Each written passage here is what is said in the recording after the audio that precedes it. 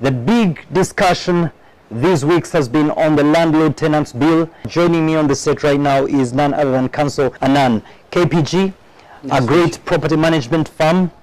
The last time we had an engagement on this bill, there was possibilities it might be passed, it might not be.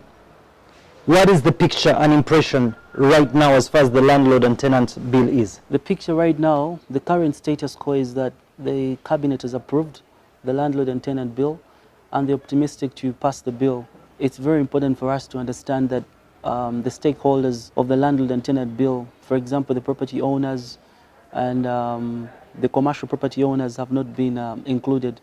There has not been full participation and inclusion of the property owners. Even when there was an umbrella body, Kampala City Traders Association, CACITA, fronting the bill, I should say that 65–70% the bill is in the offing. Now, KPG as a property management firm, you are growing old in the market. I won't say new in the market. You were birthed last year. How does this bill get to affect you and your business for your tenants? It's very important for us to note that most of the commercial properties that are put up in Kampala's Central Business District are put up with aid of finance from the banks. And the fact that the bill repeals the Rent and Restrictions Act, CAP 231, and the Distress for Rent Act, CAP 76, we find ourselves in a situation whereby the bill is bringing in what we call new play. For example, the bill is taking out the payment of rent in dollars and is strictly saying that tenants should pay rent in shillings.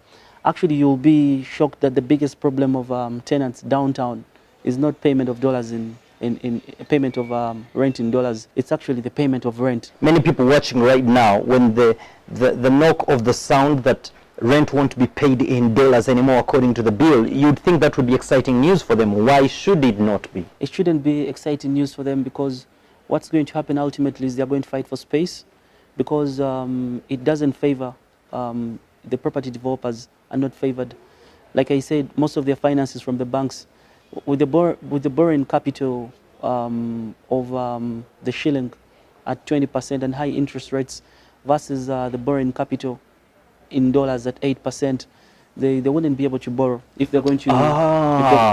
So they're not going to develop the properties. So ultimately, the tenants are going to fight for space. It means that it's a question of demand versus supply. Ultimately, the rent will be rent price is going to be going higher. Yeah. The passing of this bill, do you see it worsening the situation or getting the situation better? The bill in itself, my individual opinion of the bill in itself is that it has a dampening effect on the private sector. So you find that the situation is going to get worse, like I said, because property developers won't be able to develop the property, so won't be able to fill the housing deficit of 550,000 houses in the Central Business District. Ooh. Okay, now KPG as a firm, you are specialized in property management. We've seen how this will affect you. What does this mean for you as a business model in the next 10 years as KPG? We have to reinvent the wheel, and this is basically because if the bill is passed, then we find ourselves in a situation whereby we have to adapt with, we have to have a holistic approach to the bill. Actually, on a lighter note, I had a chance to examine the bill and found out that most of the wording and the drafting of the bill is centered on the accepted custom. For example, the repairs, who pays the surcharge, how do you take out a landlord, how do you do notices. Basically, in the past experience, this has been captured in the agreements, in the instruments that govern the landlord and the tenant.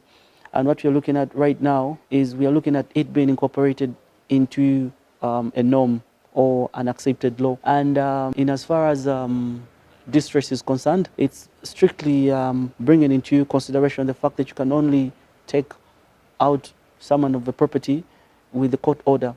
And this has been previously captured in the Rent for Distress Act. The Rent for Distress Act captured that because the bailiffs are the ones that have been doing this kind of work. Maybe the other thing that's very important for us to understand is that the only reason why we were not happy with the bill in itself is when you look at other jurisdictions like Kenya, Tanzania, and other countries, they have the Rent and Restrictions Act for residential premises, and then they have the Landlord and Tenant Act for commercial. So you understand that the what we call the necessities of the day for residential and commercial are distinct. There is a huge gap between the residential and commercial. So they have different acts for both. The case in Uganda is that when Kasita was carrying out its research and development, because they are the umbrella body behind the bill, is they merged commercial and residential. Now that's where the problem is at the end of the day. To any policymaker that could be watching right now, what on earth were you thinking about with this? The industry will be greatly affected. You can get onto our social media platforms, that's NTV Property Show, and express your opinion and view on this bill. Finally, Council, before I let you off the seat, let's assume we wake up tomorrow morning and the bill has been passed. What next? Doomsday. Doomsday. That's doomsday. Which is quite unfortunate for us, It's really. unfortunate. We're going to squeeze out the commercial property developers out of the market, and it's not something good for a country that is looking at attaining middle income status in a couple of years to come. A bill like this, where do you think we are going wrong? Because there's a whole Ministry of Housing that would be mandated with actually having a sneak preview into this even before it had gotten to those stages. Where do you think we're going wrong, and what can be put right? We have to carry out participation and inclusion of all stakeholders.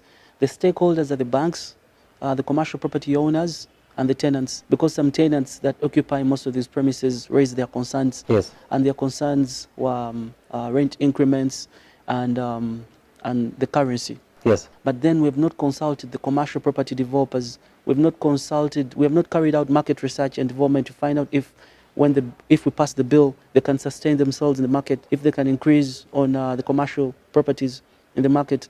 We've not consulted the banks, if the banks can be able to lend and the money will be recovered in such and such a period. Because it's not going to be easy for the banks to recover in a shorter period if the money is charged in shilling. Thank you, Councillor Anan. Well said. We will keep engaged with you, and as far as this is concerned, Anan from KPG, a property management firm that you can contact in case your property. The conversation on the Landlord Tenants Bill continues. Have your say on our Facebook page and on our website and our chat room, propertyshow.ug. Let us know what you think. Does it matter what you think, or does your opinion matter? Yes, it does matter. Let's keep voicing our opinions on this. Probably the government will hear and change its mind on the progress of this particular bill. And for the sake of our country and God and our country, we hope that the Property Show, that things will be done right for us to have a better country and a better future. It's the Property Talk.